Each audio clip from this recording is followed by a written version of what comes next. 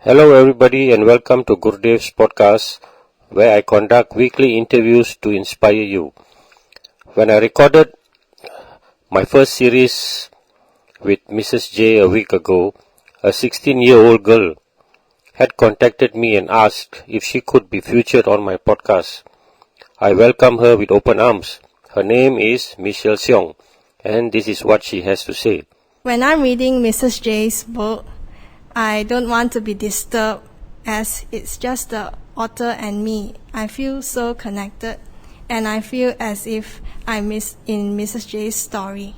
My grandma, who is 85-year-old this year, had undergone a hip replacement surgery 5 years ago. She's not as active as Mrs J, but she's still mobile.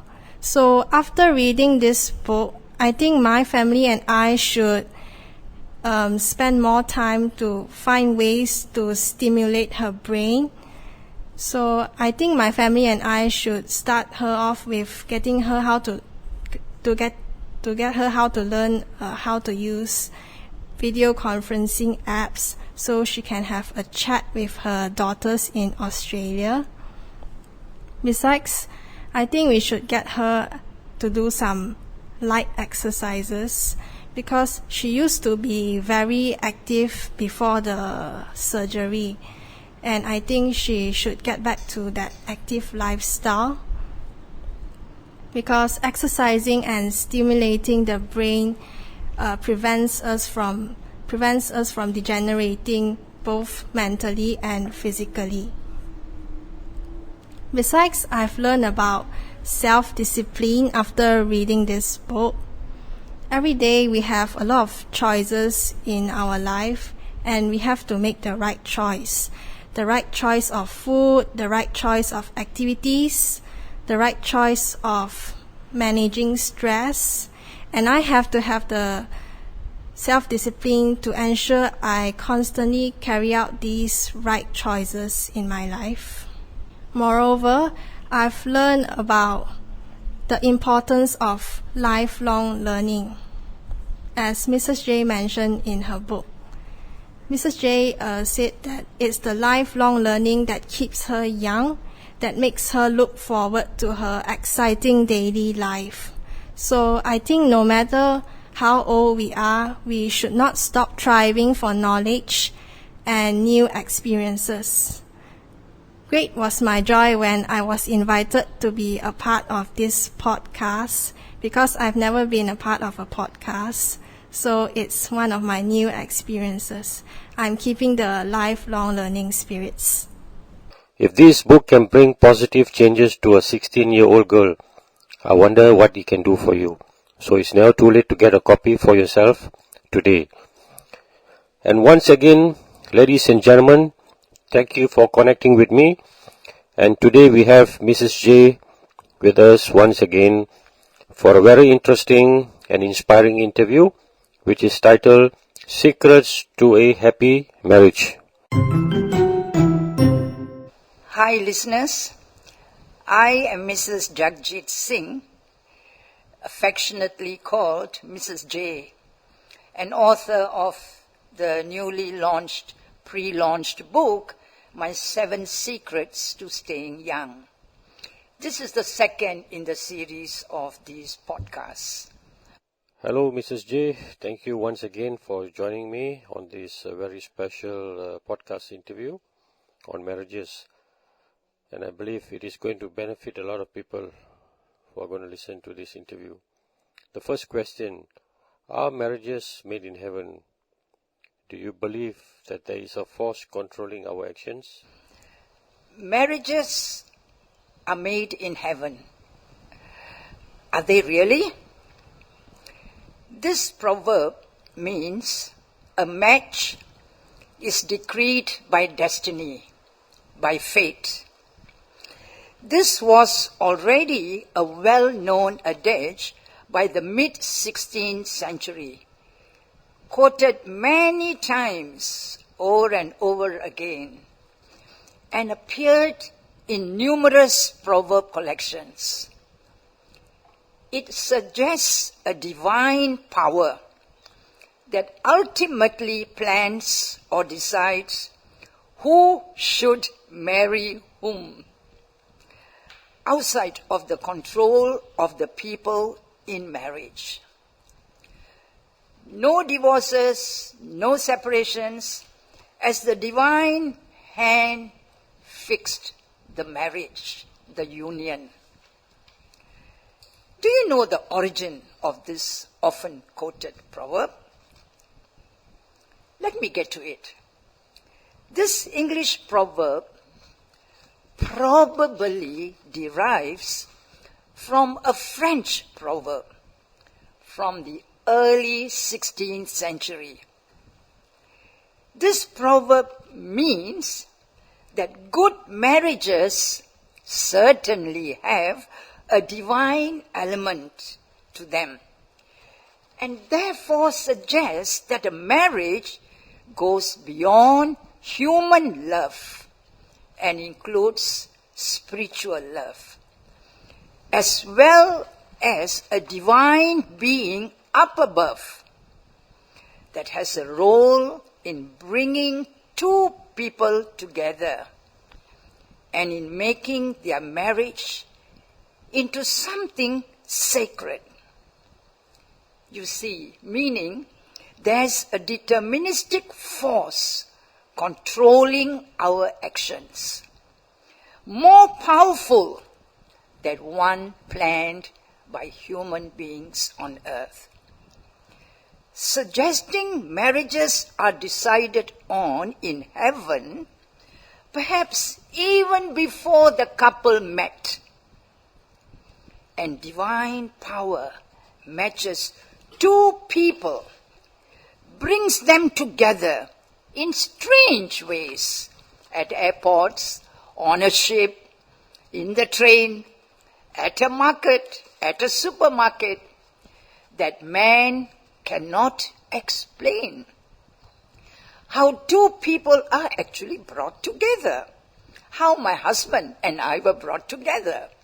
Strange ways. He was in England and I was in Kluang. And how was our marriage planned? Not just down to luck or human action. Even I wonder, that the coming together of two individuals, two complete strangers. I had no idea that a guy called Jagjeet Singh existed, from different parts of the globe, in a loving relationship, which I believe is guided by heavenly forces. If marriages are made in heaven and celebrated, consummated on earth, then it is the heavy responsibility of the two people in union to make it work. Avoid a breakup. In the Christian Bible it says, what God has put together, let no man put asunder. Very powerful words. And I live by that. So does my husband.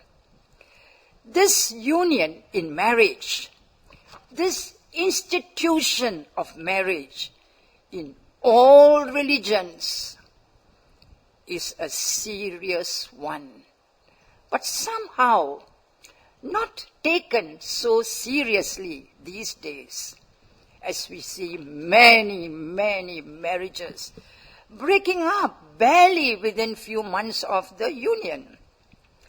Sanctity of marriage actually is not a joke.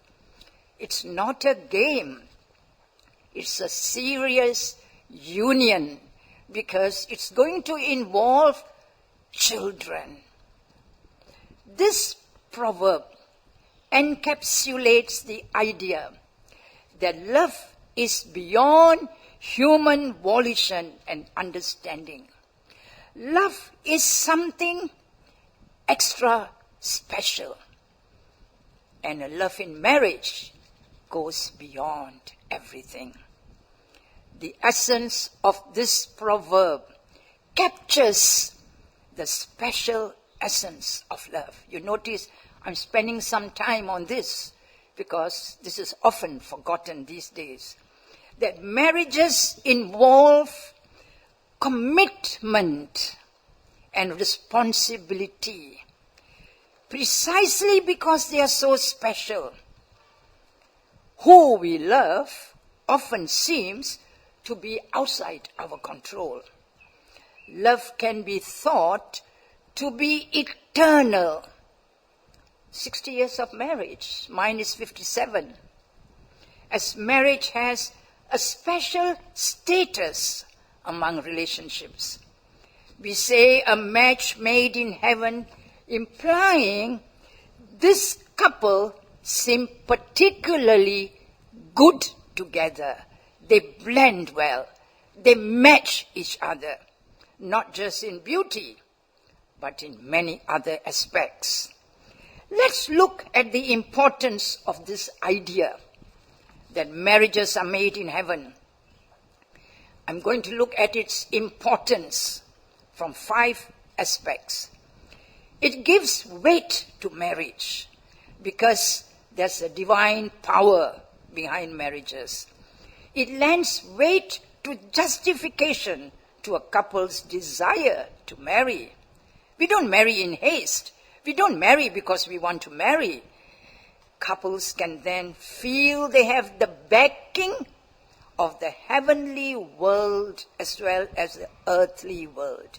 God and parents and society and community when they finally take the step to unite, to bond forever. Number 2, it expresses spiritual beliefs. That's why we usually marry in a temple or a church or a religious place. Many people believe there's a special spiritual dimension to romantic love. It starts with lust, with physical love, and then there must be something spiritual to bind it despite all odds, all impediments, all obstacles. Number 3, motivation within a marriage.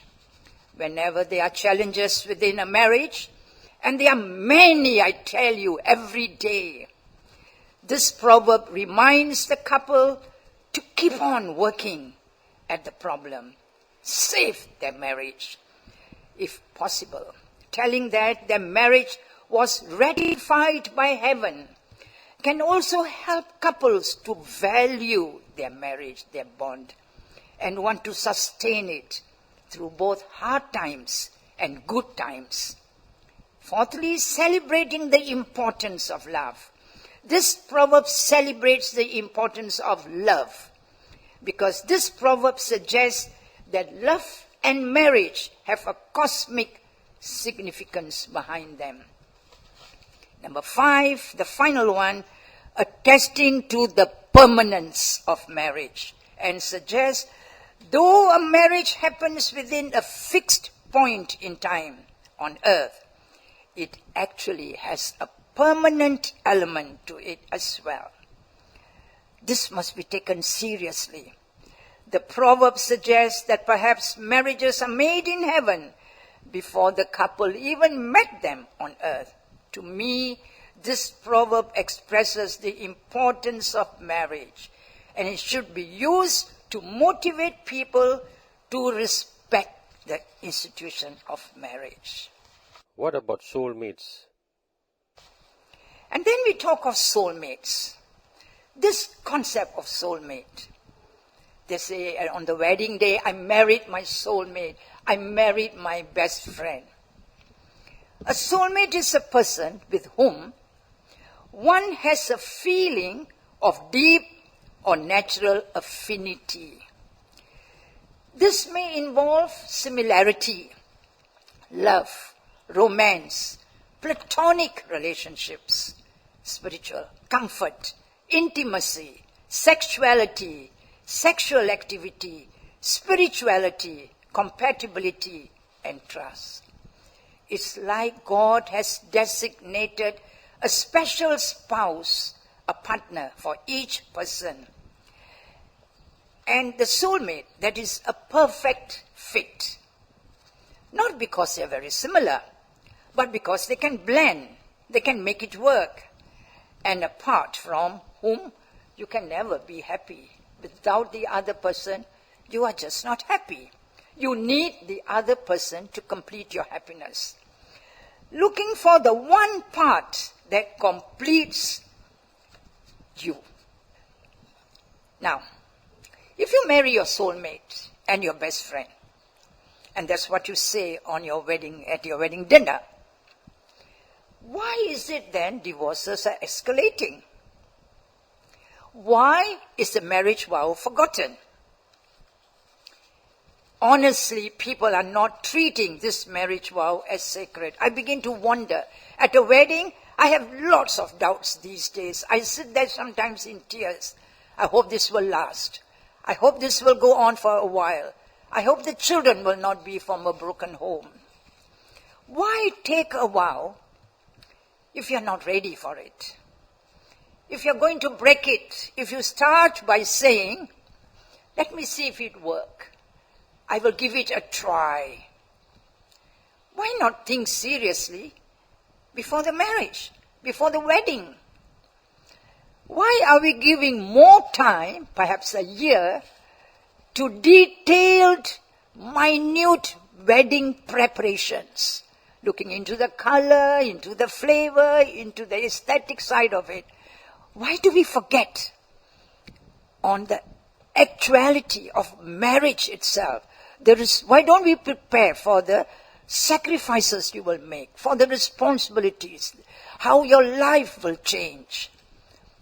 Breaking it too lightly, too quickly, if marriage cannot work, should not be the order of day. Too much time is spent, I tell you, on wedding preparations. And very little time is actually spent on what marriage entails. The meaning of marriage actually can be put in one word: responsibilities. Because children will come into the picture. It's not just you two people. You are going to bring up lives. You're going to upset their lives. There's going to be insecurity. There's going to be imbalance. A broken home for the children. Children who need a roof and they need a father and a mother. So I feel couples today, before plunging into fixing a marriage date, must be very sure they are compatible. They may have differences.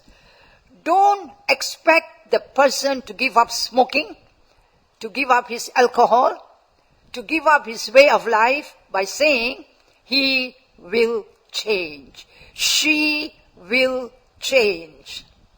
Get the change before you marry. Once you are married, the change may not come. You are unsure. As long as you have doubts, as long as you are unsure, don't go ahead. All right? So I feel, treat the marriage vow sacred. No one forces you to marry. Don't say, I have printed the cards. I've gone ahead and now I discovered this. Now she has a boyfriend. Now I discover he has a... Never mind, we'll go ahead. What will society say? What will the public say? No. It's your choice. Take your time.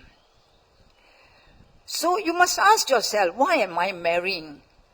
Why are we marrying? What's our purpose? Do you know why you are marrying? Have you analyzed? Can you live together with the differences? Both of you are different. You come from different backgrounds. Are you sure? Initially, once the glow is gone, will you be able to see this face every day of your life? The kind of personality you are marrying. If you are always arguing, even before you tie the knot, if you are never agreeing what to eat, where to go on a holiday, how to dress, what to wear. If you are disagreeing on every little thing, should you go ahead? Should you marry? Can we avoid conflicts which may lead to a divorce? This brings me to a very important point. How do we avoid divorces? Can we really avoid divorces? I actually believe you marry once. When I got married, I told myself, I will make it work. My husband said, I will make it work. There was no other thing in our path. How to avoid divorces? As I said, accept and understand we both come from entirely different environments, entirely different backgrounds, different lifestyles. We are different personalities. We have different characters. We must understand this from the start.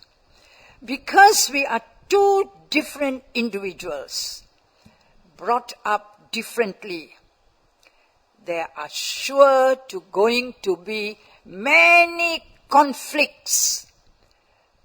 Day to day decisions are going to be made. We are going to disagree. We will have our ego. We will have our selfishness. Right from the start, we must accept that. So I always say, understand this very important aspect of a marriage. Take your time. Don't rush into marriage. Don't go ahead fixing a date. Don't go ahead with marriage preparations, telling people you're getting married, you found a partner. No. Look at the negative points. Sit down, look at the pluses, look at the negative side of each one of you. Can you put up with this for the rest of your life? Now we live to the age of 80 and 90 and 95. I'm married for 57 years. You can be married for 60 years, 70 years. And you need the other person with you towards the last years of your life. So, will you be able to put up with all these conflicts? What about responsibilities? Can we talk about this when we go out for meals? It's not just dressing up, going out, dating, having a nice meal, romantic environment with a candlelight dinner. No. I think we have to share our responsibilities. It's not the woman alone who must be in the kitchen cooking after work. Both of you should be involved. There must be a place for self-development. For this, I'm very, very grateful to my husband. I started only as a college-trained teacher, and all my education was after marriage. I wanted to develop. He saw that I had this desire. I was 7 years younger to him. So he allowed me, but I did not neglect him or my domestic duties, the children. All that had a place in our marriage. But this place for self-development is very important. A lot of women these days are very ambitious. So in a marriage, right from the beginning, if she says, I want to do my PhD, decide, are you going to let her? Or are you going to say her place is in the home? There must be freedom.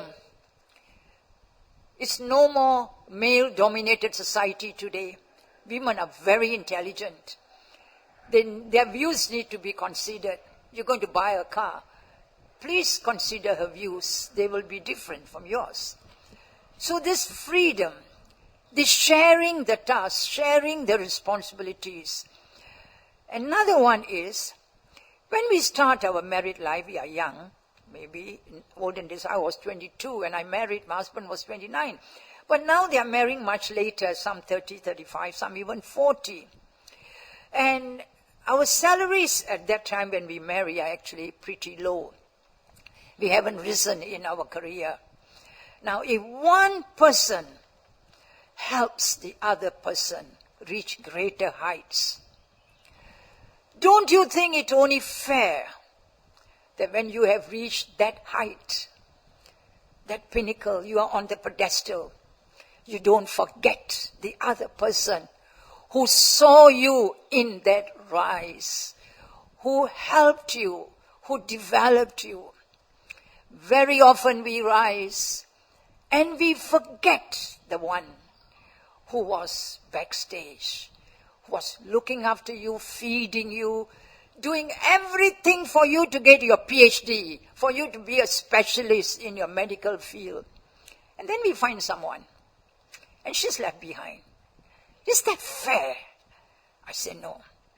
So, understanding, respect, trust, and doing things for each other. So important. Sharing domestic work, sharing responsibilities, deciding on finances at the beginning. In my case, we had just one bank account. And my husband was always the banker. All right? We decided we were not going to separate ever. We will make it work. But today, if that is the case, what happens if the woman finally finds she's got no money? If there's going to be a divorce or a separation? So also another thing to think about, whether it's a good idea. But I felt this joint account for us in the olden days was a very good thing. We shared, we discussed, we planned, we built up our property together, we bought a house together. So we worked towards it, our expenses, and we became savers instead of spenders. That also is very important. If one party is always spending and the other is earning and saving, again there's going to be conflicts, there's going to be disagreement. So I feel all these things should be discussed and not left but to chance. We will see if it works, we will then discuss. No. Today we are two intelligent people. Most people have got degrees. We should sit down and we should, at the beginning, when we meet, we are on dates, discuss these things. Go to each other's home, see how you are respected, how the man is respected, how the woman, what's your lifestyle, how you live. Will I fit into this kind of lifestyle? I feel these are some ways we can avoid divorces. What is the biggest fear about marriages? In a marriage, it's always, will it work? Will the other partner change? Will the other partner remain true to me? Will we be able to live with each other for the rest of our lives? Not one first anniversary or second anniversary. When I see people celebrating their second anniversary on an island so romantically, well, this is the beginning, fine. 50 years, 55 years? Will I live up to her expectations? Will he live up to my expectations? Do we have very high expectations? Do we realize we are human beings? Do we realize we will err along the way? We will make mistakes along the way. Are we forgiving? These are some of the things we fear. But actually I didn't fear anything when I got married. I just felt we are marrying for the right reasons. We were marrying to make each other happy. He told me, I'll make you happy. And I will make you happy. And if something doesn't work out, we will talk it out. If two intelligent people cannot talk it out, and we are quiet about it, and we go and tell our family members, we tell others, we don't tell each other, how will the other person know? In our case, if there was something we didn't like, we actually looked for an opportune moment and we told the other person, I don't like this. I don't like this hairstyle, my husband once told me. I don't like this dress that you wear. And I shouldn't get offended. I shouldn't be sensitive. Can love pull us through anything in life? Really, is love that strong? It depends. Not really, if you really can't stand the other person. You can't stand his habits. Suppose he's abusive. He's rough. He doesn't respect you.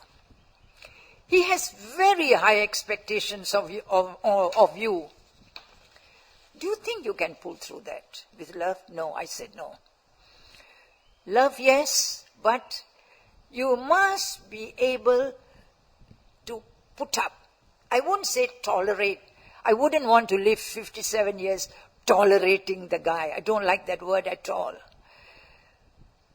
Understanding, yes. Changing along the way, trying. See, the other is trying, yes. So I think love doesn't always see you through some of your problems. If you always, he's raising his voice and he never understands you, that you are doing so much, and then he loves you. And it's so inconsistent, this love. I think it won't pull you through. You have been married for 57 years. That's really amazing. What is your secret? A lot of people, when they hear I'm married for 57 years, they ask me, how come your marriage is so peaceful? You two people live in great harmony. You are a perfect couple. You are made for each other.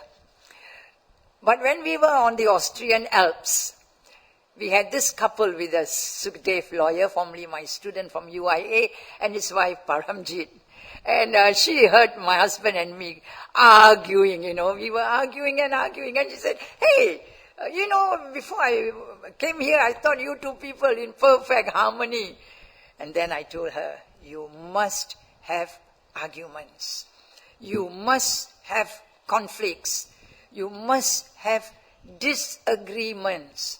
Because we are two different people. We are people with different likes and dislikes. Then I told her, it's how you make up afterwards. How you agree to disagree. Let me tell all young couples that disagreements and conflicts are actually normal.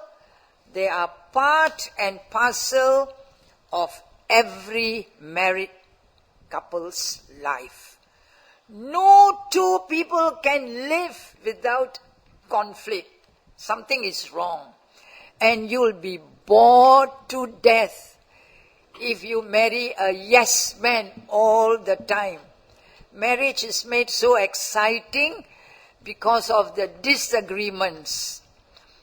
Right from the beginning, let me tell you, one way to settle these disagreements is to talk. I think that's where both of us, my husband and I, we spend a lot of our time, busy as I am, busy as we are.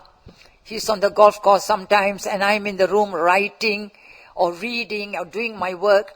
And then we meet and we talk. We make sure we have plenty of time for each other over and above what we are doing.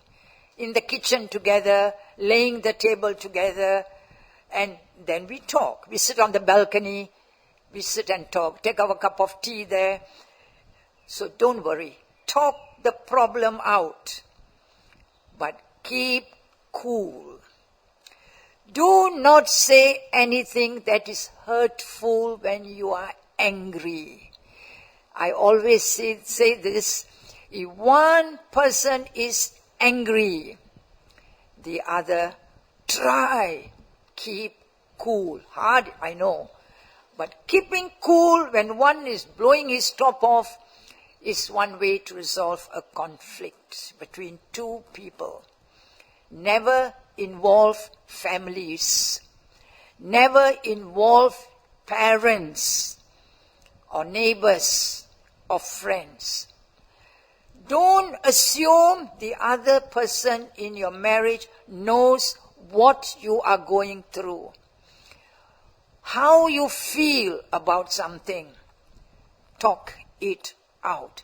How will the other person know? If you don't tell your preferences, the food you like, if you are quiet about it. So there are ways we can resolve conflicts. Conflicts there must be in marriage, like in any partnership. First, requires knowing, accepting, and adjusting to differences. You must know, accept, and adjust to differences. Number two, require defeating selfishness. Actually, we are all egoistic. We want to prove we are right. There's no right or wrong. It's just our selfishness. It's just our ego. Thirdly, self-examination. Much later, perhaps, our own failures, our own selfish desires that can override at times. Two selfish, egoistic people with different backgrounds, different personalities, plus with bad habits, plus with our idiosyncrasies, with our expectations, they turn up the heat when two people have a conflict. Plus the daily trials of life. How do you know what your partner went through at work? If you don't tell, if you don't share, if you keep it to yourself. So you see, tensions, conflicts are unavoidable. You can't avoid, but you got to deal with them. Once you deal with them, you will think it's so petty. So we agree how we are going to handle a conflict before we marry. We will say, all right, we have a conflict, fine. The other keeps quiet. Know clearly we will have conflicts. Talk. Either you become one by talking or you start isolating. If you isolate, you are drifting apart. And that's not very good. Oneness means where you make up. You can make up in many ways. So I feel, choose at the start, before you marry the guy, how you both will act when you got a conflict in your life. So, knowing, accepting, adjusting, to summarize to your differences. And one reason we have conflict is because marriage sometimes opposites attract. And when you have opposites attracting, oh my God, sky is the limit for differences. But sometimes similarities attract, right? So, one is quick-paced. It goes at breakneck speed. The other, slower-paced. One is task-oriented. One is people-oriented. One loves going out. One loves staying home. One loves to travel. The other doesn't like travel at all. One has lots of friends. The other doesn't have friends. How do you patch this up? How you come to the mid-path? How are you going to handle this? Not by chance. You got to talk it out. Maybe some trips we go together. Maybe 1 or 2 trips I go with my friends. So, my dear, small irritations can actually become big issues. Even little things, a tube of toothpaste wrongly squeezed, messing up a sink. There are more serious issues handling children, how we should handle children. And we take these petty things and make them big issues. Can we overlook? Can the other person say, all right, let me not anger her anymore? What we do, my husband and I, we use separate bathrooms. So we don't anger each other. Okay, we have come to a mid-path. So both are rushing. We both want to use the bathroom. So we decided, I use one, you use the other.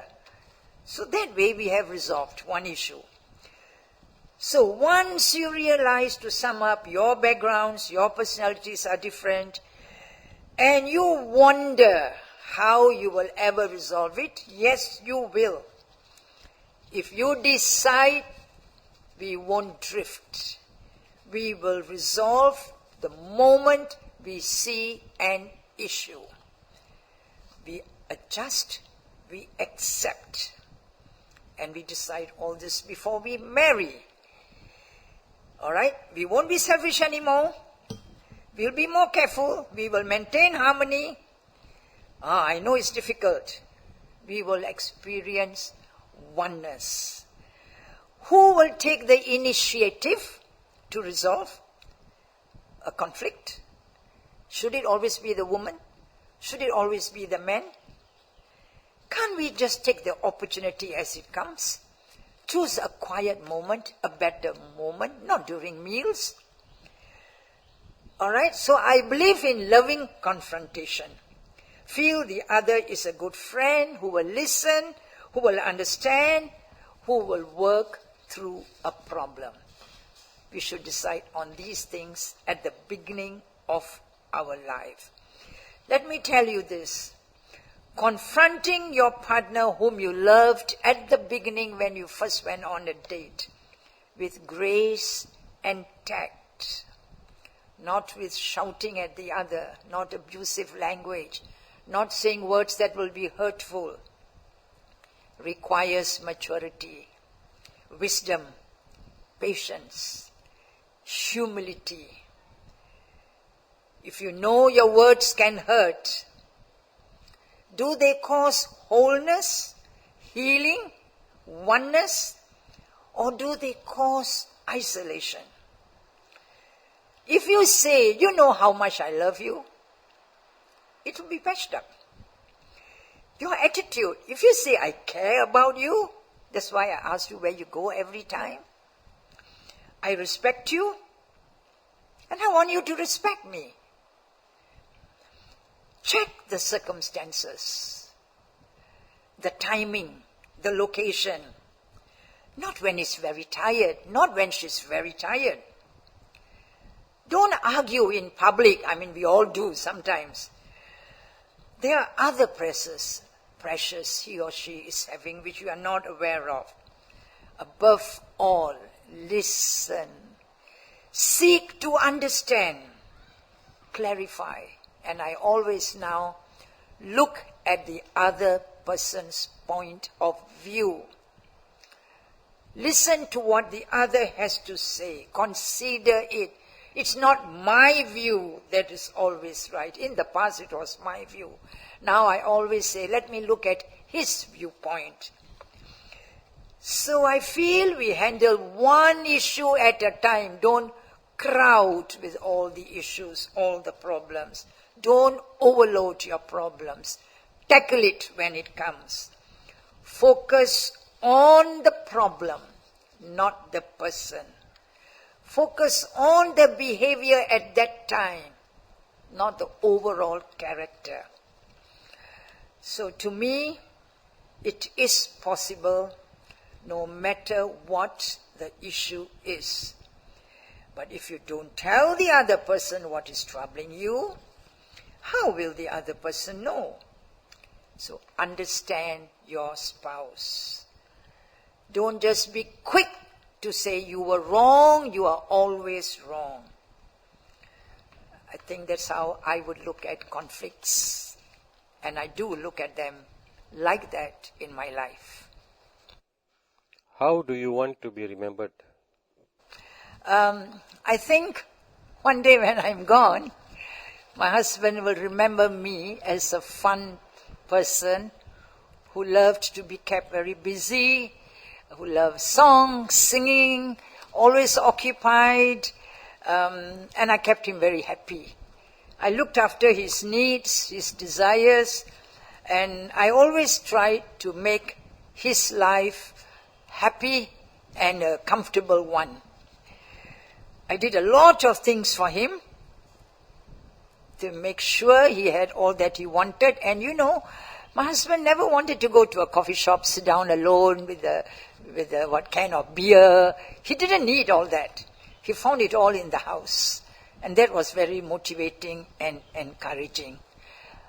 And that's how I want him to remember me. How will I remember him? He was my backbone. Supported me, encouraged me, urged me on. And I noticed one thing about him. He loved listening to my day's activities. When I came back from an activity, he would love to hear what I had to say. So I actually shared everything with him. And I noticed he wanted to hear more. He listened. Sometimes he gave me his opinion. He would say if I was right or wrong. And I shared my problems with him. Okay, I did find a good ear in him. And he tried, as the years went by, especially after his retirement. My husband retired early in life, and I went on. I'm 7 years younger. So I developed. He saw that I loved my career, so he saw me through that. And he began to do more things for me when he saw I didn't care about my food, my work. So he would make sure I had meals to eat. He would insist I went to bed. He would insist I ate. Sometimes he brought me a drink. So I will remember my husband as a carer, a person who cared for my existence. I will remember him as someone who absolutely loved me, and true love. And I think is reciprocated. He will find it likewise in me. Is romance really love? No, not always. But romance can lead to true love. And for true love to stay, you actually need romance in your life. The more years together, the more romance you need. For me, it's very important. Both of us have a romantic part to our lives because we both believe it's important. And what is it to us? We both ensure we are well groomed always when we go out. We want to look the best for each other. Because at home, you are slipshod in your dressing. So when we go out, you look at the other person, he's good looking, I'm pretty. So you have eyes for each other. We love having dinners together. We try to keep our budget low. We don't overspend because we have commitments. So we love a meal together. Very often my husband doesn't like a third company. I like people. But he likes to dine with me alone. Other than my family, yes. But he just loves to spend a quiet evening with me because he sees I'm always busy with people. So we spend a lot of time going out together, shopping together. This morning we bought vegetables together. We go Nordic walking together. We go on trips together. In fact, I've never gone on a holiday without him. He doesn't like it. I know he doesn't like it. So I try to have him with me. So our romance is spending time together. And every day we have moments when we sit down, we talk. Communication leads to romance. So in our life, as we get older, I feel we cannot take things for granted. It's so lovely when I'm in my room typing something and he comes with a cup of coffee, tea, biscuits, he boils some sweet potatoes, he steams some corn, and he calls me and he says, dinner is on the table. I do so much for him. I look after his laundry, I look after the home, I don't keep a maid, I have someone who comes to clean weekly. I look into all those. He doesn't like a maid in the house. He doesn't like a third person. For him, romance is alive when you don't have a third person. So he prefers just two of us. So I've got used to this idea. And so when we have this doing things for each other, doing things together, I feel that's romance. How did you meet your husband?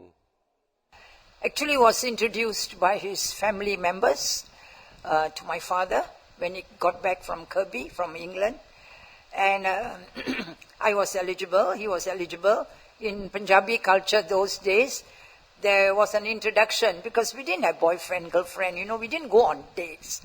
So it was the family introducing this guy. They had done all the research and they thought, this is the right guy for me. And normally a photo comes, you look, and somehow you feel that this is the kind of look you like in a person. So I was okay and he was okay and we met up, and then only our courtship started. It's unlike today where you go on a date and then you decide to get engaged. We had to get engaged first and then work out a relationship. Matchmade, yet not fully matchmade, because matchmade means you only know when you get married. In our case, we knew each other, but it was after engagement, after he was found, in the sense that they looked out. In fact, they didn't look out for a boy. It just happened, just came. As I say, marriages are made in heaven, in my case. From a little girl to a grandmother, tell us your journey very quickly. From a young girl to, I got married very young. Motherhood was a wonderful experience because we had no interference. He had no parents and I had no mother. So we brought up our children our own way. Two of us had the Benjamin Spock book and we followed most of it. We used our intelligence and we nurtured our two children. This much I must say, both of us were involved with the development of the kids all the way. Perhaps we being teachers, we spend a lot of time together educating the young children and taking them on holidays to local places. So our life, both of us, married life was wonderful. The bond of love was very strong. There was a lot of romance in our life because we were always on holiday with the children. And when I became a grandmother, I actually seriously got involved in the nurturing of the 5 children.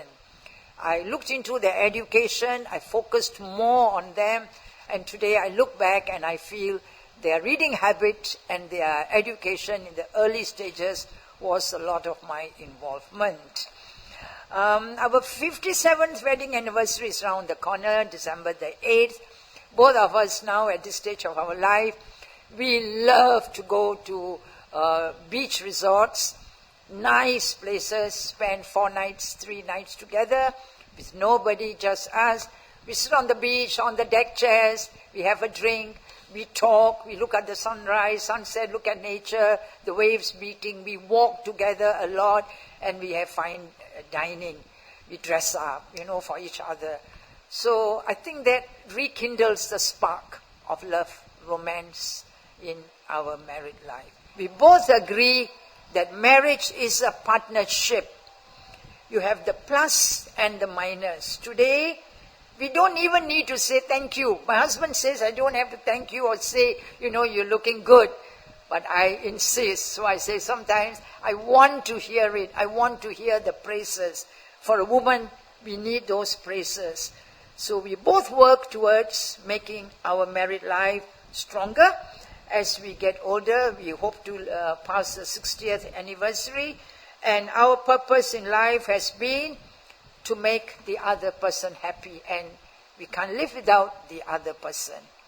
And it's all because we were able to settle our disagreements. Even today we argue. Over a little thing we argue, where we should go and eat, what we should eat. If in fact this morning I said, you don't wash the eggs when you boil, I want you to wash the eggs. He said, why should I wash the eggs? The bacteria will be killed. I said, no, you have to wash them because I don't want the bacteria in the water. Little thing like that can actually spark a conflict. And I say, yeah, you're right, although sometimes it's not right. So I don't make him angry. So I believe don't take things for granted. Be kind to each other. Have the best words for your spouse, not for other people, but for the person who tries to keep you happy.